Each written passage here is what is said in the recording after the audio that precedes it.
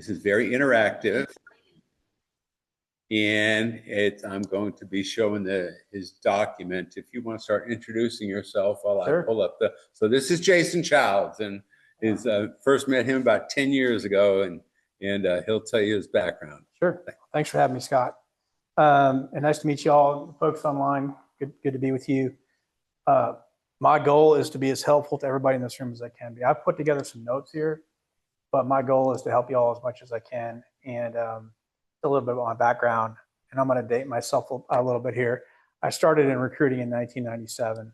So started in 97 in the Metro Detroit area, started primarily doing automotive engineers and designers, some aerospace, very focused on that side of things. Pretty quickly moved into business development and spent about 7 years at Aerotech and Tech Systems. You've heard of those companies before. Staffing projects, filling full-time roles for companies, then moving into management. For about 7 years after that, I worked at New Horizons Computer Learning Centers. If you all have ever gone to one of their facilities, I was hired to build an enterprise sales team in Metro Detroit and helped companies such as GM, Ford, Chrysler, big companies, Pfizer, with implementing technologies and training solutions around those things. In 2008, by a leap of faith, I moved to Nashville with my wife and a 3-year-old and a 1-year-old, and started a company that I still have today called the Enora Group, which is in Brentwood. We're primarily a technology recruiting organization, so we're mainly speaking with companies in the IT department or decision makers in the IT department and trying to figure out if they need help staffing projects or filling full-time roles. Typically, these roles are from leadership all the way down to the help desk, and the other way across. The lion's share of the work that we do is typically, most companies engage us for senior level positions, mid-senior level, up from there. And we work with companies as big as Fortune 100 to smaller companies. More recently, we've been working a lot with private equity-backed companies, which are growing rapidly through acquisitions. So there's a lot of work with the integration of those companies together, whether it be project-based work or future state org structure, adding people to those teams. And so we work as a partner to those types of companies, filling roles. And so being in the recruiting world primarily since 1997, I've seen the economy as it goes and different companies' demands ebb and flow. I think that this is a challenging time. I think it's a good time because there's always going to be new opportunities, but I think that AI is a wonderful tool, but I think everybody's over AIing everything. I'm going unfiltered with y'all right now. So I'm gonna, there's a lot of things out there that are really powerful with AI, but there's also, in my opinion, too many companies implementing too many AI tools that filter too much, and there's too many candidates utilizing tools to auto apply to jobs, and the net of it is there are people applying to jobs that aren't qualified. There are companies using AI tools to screen resumes, and the human aspect is gone. The connectivity for me to speak to JD and say, hey, here's an opportunity. This is what the manager wants. Not only technically what he wants, but here's the kind of person that fits good in the role, and me talking to you and making that connection. We utilize some AI tools, but in my mind, we use those tools to better help us have more human interaction to make us more efficient. And so those are some kind of high level things that I'm going to say before I get into this. And so in thinking about what might be helpful to you all is we can all sit at a computer and we can all look at jobs and we can all apply to those jobs. And at the end of the day, I could sit there and apply to, I'll make up a number, 25 jobs in a day. And every day my goal is to apply to 25 jobs. And there's nothing wrong with that because you can get hired by applying online. There's no doubt about it. That can happen. But if you look at some of the data that I've put together here, and I would say that some of this data, even in 2023, is a little outdated. But if you look at this key data at the top, according to the JobVite Job Seeker Nation study, about 44% of all job seekers said they found their most recent job through referrals and or social networks, compared to 32% via job boards. And so I want to first start by saying we can all sit with a cup of coffee and apply for jobs. And maybe it's uncomfortable to go out and ask a friend or think through who you know to get referred to a job. But it's clearly, and I think that number is a little low, frankly. If you look at more senior level people, that number goes up even higher. If you look at college grads, it's probably lower. It's harder to refer somebody to a job on their lower level or more entry level, I should say. So I think that number could be as high as 55, 60%. That's just my opinion. That's just what I think. And this is, again, 2023, job boards accounted for 63% of applicants, but only 36% of hires. Referrals were 3% of applications, but 12% of the hires. So you can see that these numbers are a little bit outdated, but they're not that far outdated. So working your referral network is important. And so the referrals yield a disproportionately higher share of hires. And so really being able to utilize a tool as powerful as LinkedIn to look at a job and not just click one time click apply, you're applied. That's easy, right? Well, take the time to go to your network and see who you know that works at that company and see if that person can help take your resume to the manager's desk. I can tell you right now that the amount of job applicants is very, very high. We can post a job for a senior data analyst, and I can come back the next day and there'll be 223 applicants. That job description very clearly says you must work in Nashville 3 days a week. You must be authorized to work in the United States.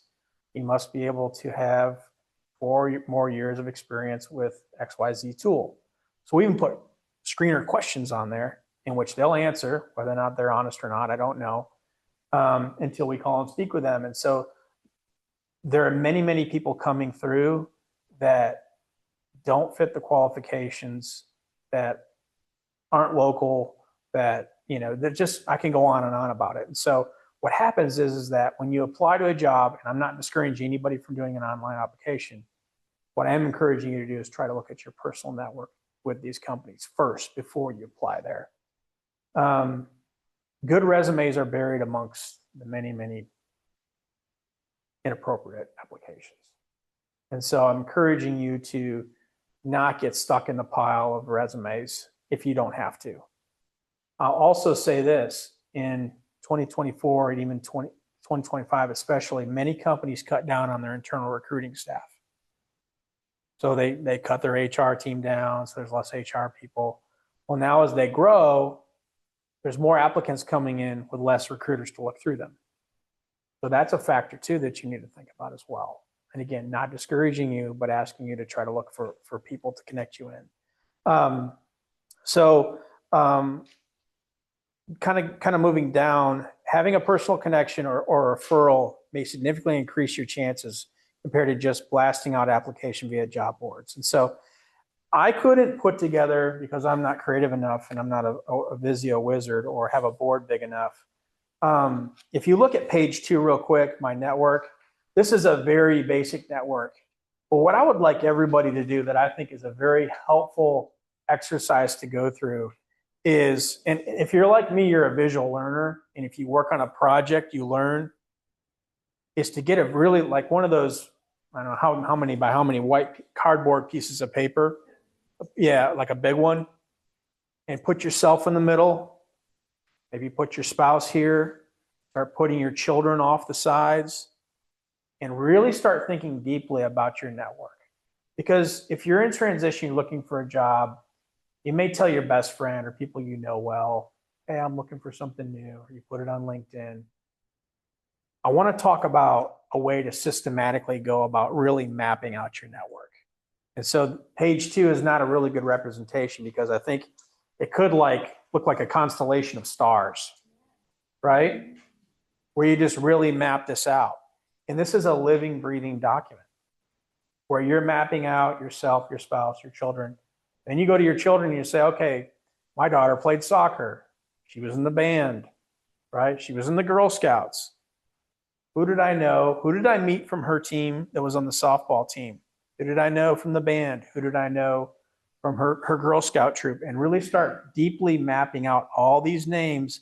Oh gosh, Bob does work at whatever, Tractor Supply Company. I forgot about him. And so this exercise of mapping your network out and continuing to work as you go to add on to that, I think is a really good exercise for you to not only be thinking about your network. And I went through and kind of just listed some of these things: family, friends, former coworkers, right? You're like me. I said I started work in 1997. There's coworkers I've not talked to in 20 plus years. But if I think back, I can think through some of those people. And I don't know where they work right now. But if I wrote this down, I can go on LinkedIn and find out where they do work and reach back out to them. Your church, synagogue, whatever, any place you worship, your child's friends, parents, social media network. So not just posting, hey, I'm looking for a new role, but really looking through your LinkedIn network and reaching out to those folks. So mapping out your diagram. The next step would be, once you have that mapped out, going to create a list of maybe your top 20 people you want to meet and saying, okay, I've got this diagrammed out. Here are the top 20 people I want to go talk to. And reaching out to those folks, whether it be sending them email, making a phone call, reaching out on LinkedIn, and explaining, hey, can I buy you a cup of coffee? I'm looking for a new role. I'd love to hear your feedback. Most people like helping others. Now, you're going to need to probably accommodate their schedule. But most people really like to help other people. And right now, we could all use somebody that can help us out. I know I can in many ways. And so reach out to those folks. But don't just reach out and say, hey, let's have a cup of coffee. And then you sit down and say, hey, I'm looking for a new role. Come to that meeting prepared. Show that you have prepared to have that conversation with them. And I don't want it to be a formal conversation, but come to them and say, hey, I know we haven't talked in 7 years, but I'm a project manager. I'm looking for new projects. And here's the kinds of projects I've done before. I've done retail projects. I've done healthcare projects. I've done data center relocations. I'm making stuff up. Make it very clear and tangible as to the kinds of things that you've done. The second thing is, bring a list of the top 20 companies you think you'd want to work for. So that, again, it's you doing your homework coming into that meeting. A lot of people will say, okay, well, I know Chuck's a project manager now. I can remember that. But if you sit across from them and you hand in that list, you're kind of asking them to look at that list while you're sitting there and say, do you happen to know anybody in these 20 companies that you might be able to make an introduction for me? Or you may say, hey, on here, there's a job at Dollar General. You know somebody at Dollar General that I might be able to speak with. And so it's coming to that meeting prepared. I can't tell you the number of times, because I do what I do for a living. People have been referred to me and I meet with them. And they come to talk to me, and I'm like, well, what are you looking for? And they're like, I don't know, I could do a lot of things. I've had like 4 or 5 different jobs. I don't really know what I want to do. Oh, do you like managing other people? Oh, I can, or, what kind of companies do you like to work for? I'll work for any company. I think when you say, hey, I'm Chuck, I'm a project manager, these are the kinds of projects I like to do, and I want to work in healthcare, or I want to work for companies that are in the retail space, or I love working with companies that have warehouses and implementing warehouse systems. I'm making things up, but giving that person you're meeting with some real tangible things to think about, because you know how life is. Life's busy. They've got, kids, children, house, mortgage, cars, plumbers coming over. There's a lot going on. You got to get them thinking about how they can help you. So help them help you is kind of what I'm saying, if that makes sense. If they don't have direct referrals to the companies you're targeting, then ask them for referrals to people in their personal network who can help you. So saying, hey, I am a project manager. They may not have seen this 20. Do you know any other project managers? Or do you know anybody that works in the warehousing industry that I can speak with? Try to get a referral to them. Then you go back to your diagram and you mark another person on that diagram that you've been introduced to, and you're adding to it. So it's a living, breathing document where, as you're meeting people, as you're going through your network, you're adding people to that document and it's growing. And so the ultimate result of the meeting is I get introduction to a company that's hiring. The secondary goal of that meeting is, well, I didn't get an introduction to a company that's hiring, but I got introduced to another person in the industry I want to work in. And you keep going and you keep going and you stack up these meetings, and eventually the goal is that an opportunity comes from all these conversations. And I can tell you that I'm an entrepreneur, I run a business, but I've always been helping clients, and sales is a big component of what I do. Not everybody buys from me when I sit across from them. And they may not buy from me in the first 3 months, they may not buy from the 6 months, a year, but guess what? Today I had 2 meetings this afternoon, and I left the meeting and I came home and I got an email from a guy that I did business with a year and a half ago saying, hey, I need your help. I need a Salesforce administrator for 18 months. But that's because I bring him cookies at Christmas and I touch him once a quarter and I stay in touch with them. I've earned the right. We've done a good job for him, but 2, I've stayed in touch with that person and let him know this is what we want. This is how we help. These are the services we provide. And so I guess it's the analogy of, the farmer planting corn, planting seeds. You're planting seeds, and then something comes up that is beneficial to you. But always end the meeting with offering to help them in any kind of way that you can. Always give back and say, if I ever be helpful to you or something in the future, let me know. We all do something better than somebody else does something, right? And we always need help. Like I won't go sideways, but I bought my son a very old truck. He's 16 years old. I had the truck checked out, had a little bit of a bad noise, but I kind of got the price down and bought the truck. Within 2 months, I'm told that the engine's not good. And I don't know to send this thing to the salvage yard or put a new engine in it. One of my good friends knows a lot about engines. He knows a lot about that market. He knows a lot about good mechanics and other resources. So I've leaned heavily on him. But guess what? He's a candidate right now, and I'm also helping him too. And so this is how it works. We help each other out with whatever we're good at. And so always be helpful to people with what you do best. And so I know this can be, what I'm sharing with you is a basic thought, but it's not basic when you really go deeply thinking about how wide the amount of people you really, really know, and creating an action plan of attacking that list and then making it a living, breathing document, which you add people to that document. And so with that, that's the main thing I want to share. But if I'm totally open to Q&A, I'm open to thoughts, questions, or anything else you guys have. This is wonderful, Jason. Thank you. To add a little bit to his, another network that we've talked about here is your alumni network. Sure. It's just a group of professionals that you have that commonality with, and then the other thing is kind of feed into Jason's idea of having specific information. You probably heard Jay and I talk about the personal marketing brief here. It's a structured document that basically does exactly what Jason is recommending. It gives concrete ideas to the people you're networking with. So it's on the box, the shared drive on the website. And if you can't find it or whatever, just email me. I'm on the volunteer list. But this is great information, Jason, and the idea of visualizing your network is really good, because you don't think through it. You unless you sit there and start studying your life, right? Right. You're going to miss out on a lot of opportunities for people that know you. I think everybody will be amazed once they start this process, or if they actually go through it, and I hope you all do, how big it really is and how many people you really do know, or how big of the people you know somebody that can help you. And again, I'm not discouraging job boards. I'm just letting you know that is getting messier and messier. So, questions for Jason? Anybody online? Stephanie has. Go ahead, Stephanie. Hey, Okay. everybody. Thank you, Jason, for being here.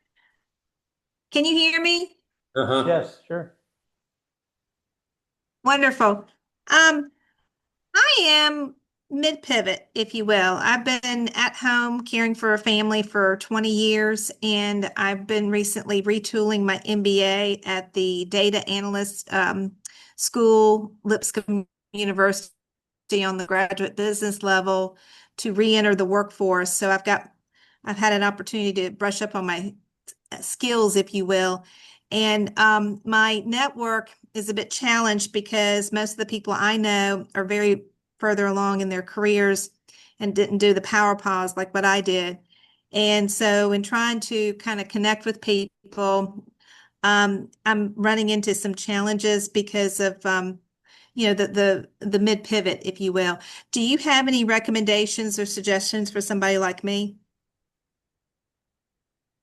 I mean, I would say, you know, you have a lot to offer in that, you've got experience and you're kind of refreshed your skills currently, but I don't think it's any different from anybody else.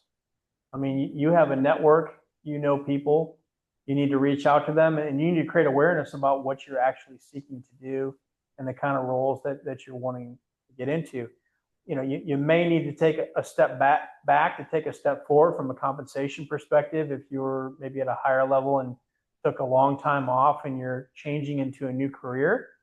But letting people know that you're willing to do that, I think is important. I think sometimes people judge a resume, but they don't really understand that people are more open and flexible to get in the door and get helping, and then providing value, and then the rest comes from there. So that would be my feedback. That's a great suggestion. Thank you. Sure. Other questions? So, Jason, I'll ask you, what if you run into this concept of accepting lower compensation?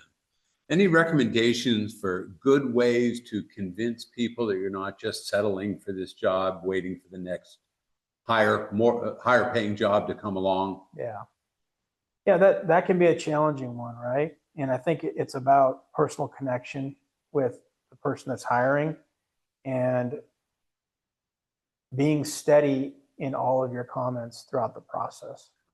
I think if you at any point make somebody feel like you're just looking for a job, but you really need to leave soon, or it's not really the job you want, and if you sit down and say, if you're the objective on your resume says I'm looking for a role as a project manager in healthcare, and you're talking to a company that's in the retail industry, that's going to tip them off. And so every little bit of attention to detail can throw managers off. I think I'm not asking anybody, or I don't think it's okay for anybody to ever falsify a resume, but I do think it's okay to put your best foot forward, or I encourage you to put your best foot forward every time by putting together a resume which is appropriate or fitting to the job, because it's a competitive landscape out there for candidates, and any little thing, fair or unfair, can plant a seed in the manager's mind that you really don't want to be there. And you don't want to plant that seed.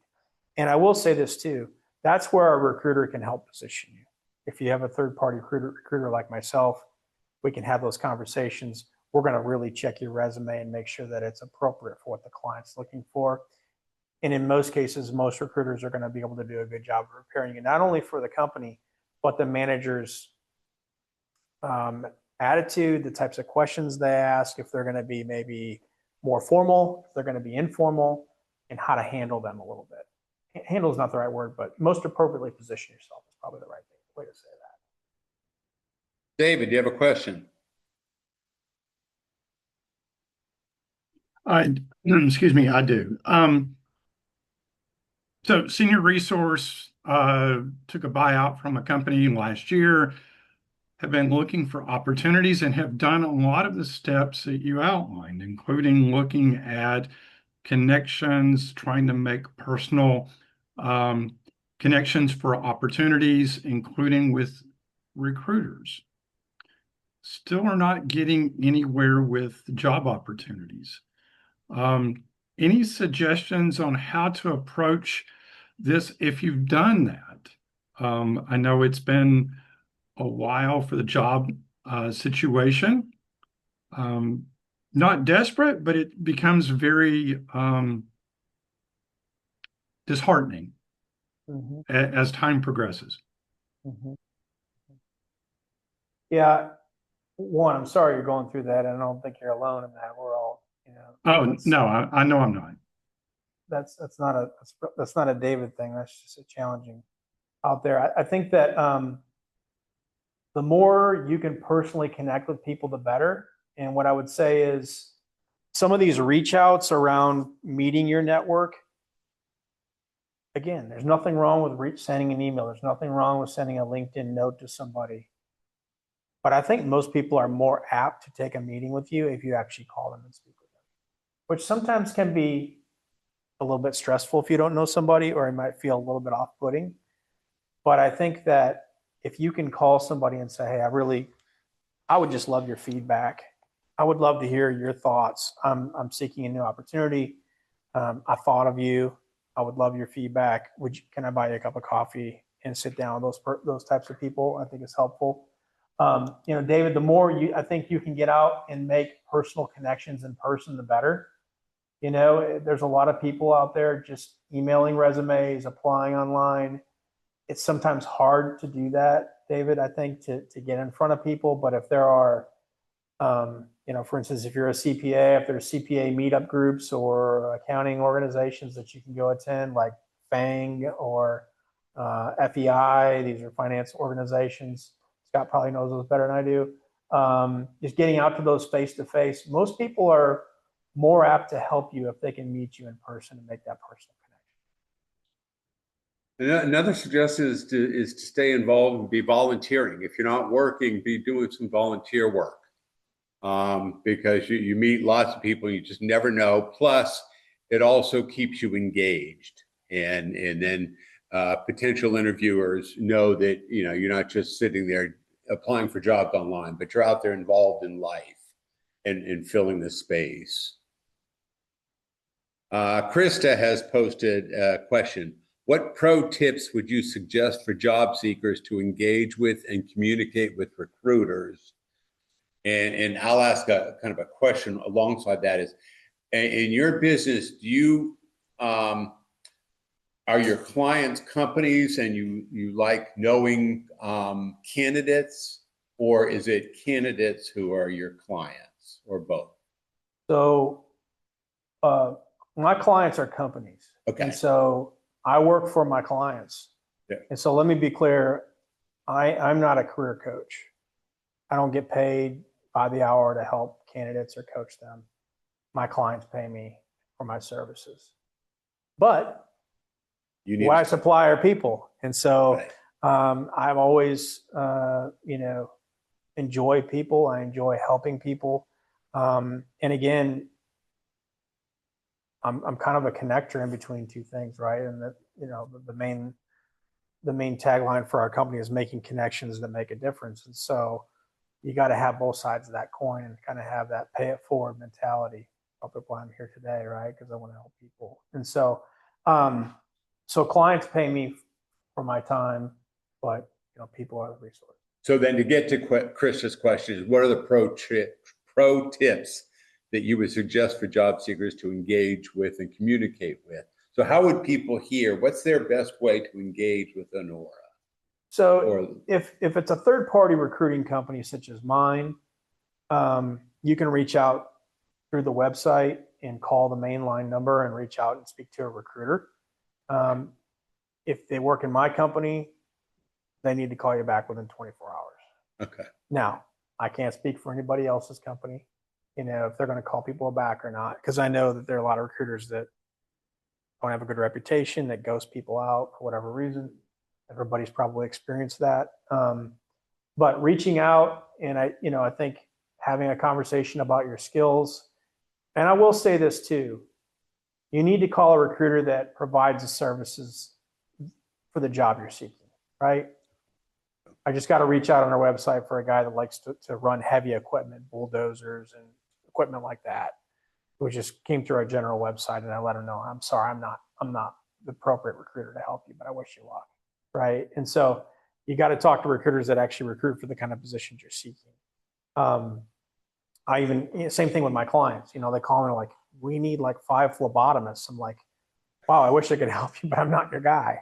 We need to call a medical staffing company or something like that. And so for us, it's kind of staying in the area that we focus on, which is primarily technology, and then talking to candidates that are kind of a technological background. So we do get people that reach out with different types of skill sets, and I try to redirect them to people I know, but I don't know.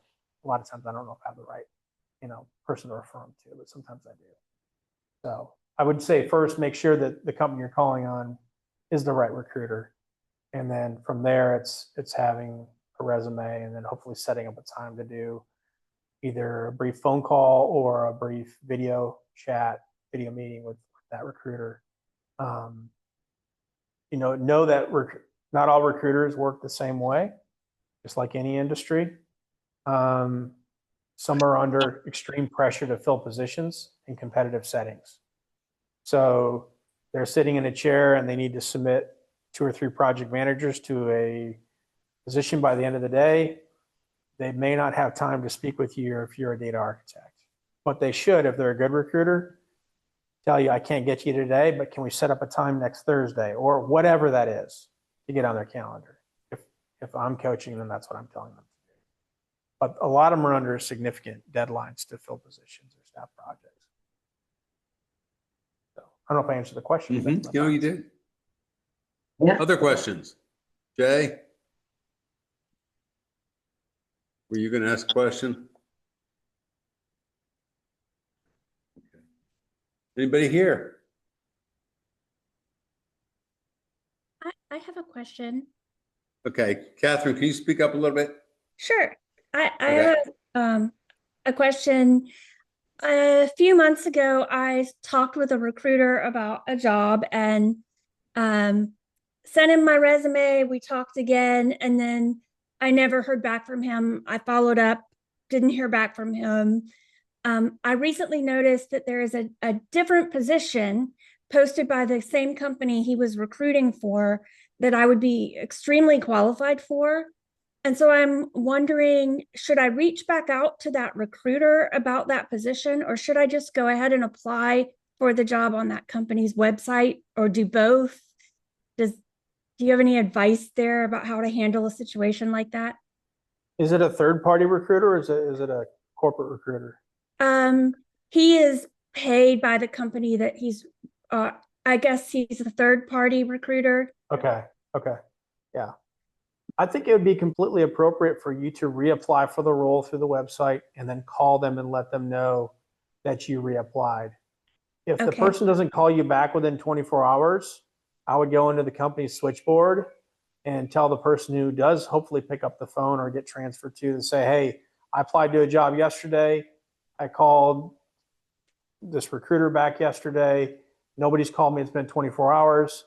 Is he available? If not, who else can I speak with? Okay. And be persistent about it. Pleasantly persistent, right? Well, I didn't want to be a pest because I know, everybody's busy, but I Yeah. wanted to make sure I followed up. Yeah. Thank I you. don't think there's anything wrong with being persistent about that, and it's professional follow-up. Right? They should be following up with you if they're doing their job right. Thank you.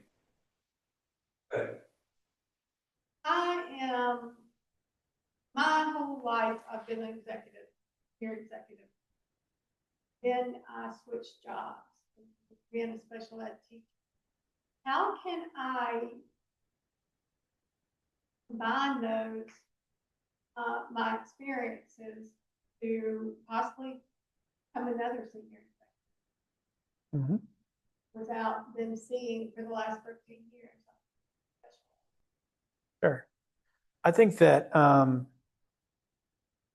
again, I never want to put words in your mouth, but I think it's completely appropriate to say, I started my career and I spent 15 years as an executive assistant, helping CEOs, CFOs, whatever those titles may be in these industries. I made a career change into special education, I'm now at a stage in my career where I've realized I really miss being executive assistant. I'm ready to go back to that, and that's what I'm seeking. I have a passion for it, and this is what I'm looking to do. I think that's completely okay to do. I don't think you need to make an excuse for it either. Some people, we try different things, and then we realize, I don't want to do that anymore. I want to go back to doing this. So how should I best target my resume towards Getting back on that yes, side. administration? Yeah. I think one is making it clear through the top of your resume that you are seeking executive assistant roles, so that people aren't going to call you about teaching roles, special education teaching roles. And the second thing is targeting third-party recruiters which fill the kinds of positions that you're seeking. So I can make a generalization like maybe Kelly Services, or there's many companies that provide these types of recruiting, and talking to recruiters in that area. And they're the ones that are getting those leads in from those companies, right? And that maybe the best thing is, and again, we're just spitballing here, is getting, like, as a contractor, staffing in on a project and getting a 3-month project or a 6-month project as an executive assistant, even if it's a contract role, and then you're kind of reset as an executive assistant on your resume. That could turn into something longer term, but at least you're transitioned back into that job title you want, and then your next resume is going to look like you've been an executive admin. That makes sense. So be open to, if it works, staffing or full-time projects. Yeah, I don't know if that helps. Other questions? Anybody here? Jason, thank you so very much. Sure, thank you. Hopefully it's helpful. Sure. Nice to meet you. Next week, folks. Yeah? Oh, go ahead. Go ahead. Oh, yeah. Childs, CHILDS. All right, folks. Like I said, we'll be here next week. They're saying thank you online. So thank you, Jason. Thank you. Let's